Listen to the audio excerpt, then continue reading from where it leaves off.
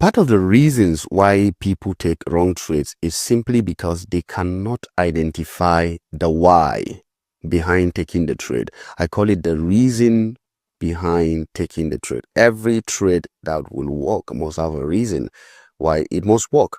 For example, this is a particular trade setup here. I call it a high probability trade setup. That means there are low probability trade setups. What makes a high probability trade setup? Let's look at it on this particular trade.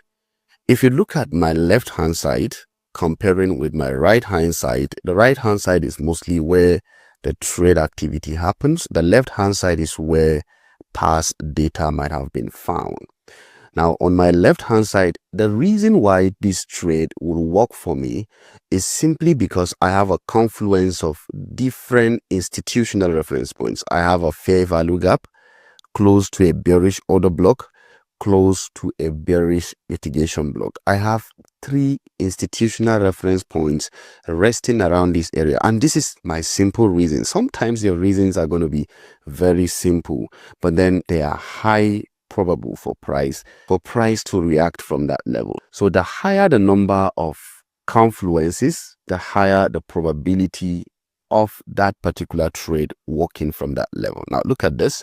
Price reacted from here, and what do you see next? Boom, price went in the bearish direction. Let me show you another example. Now here is another example, just like I told you. Notice what happened here.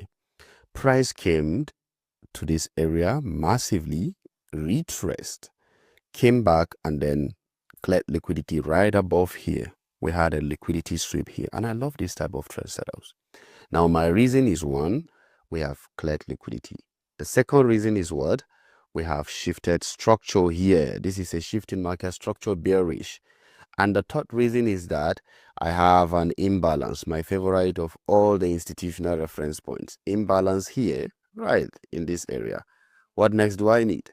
Price came back to this premium area, hitting a bearish breaker.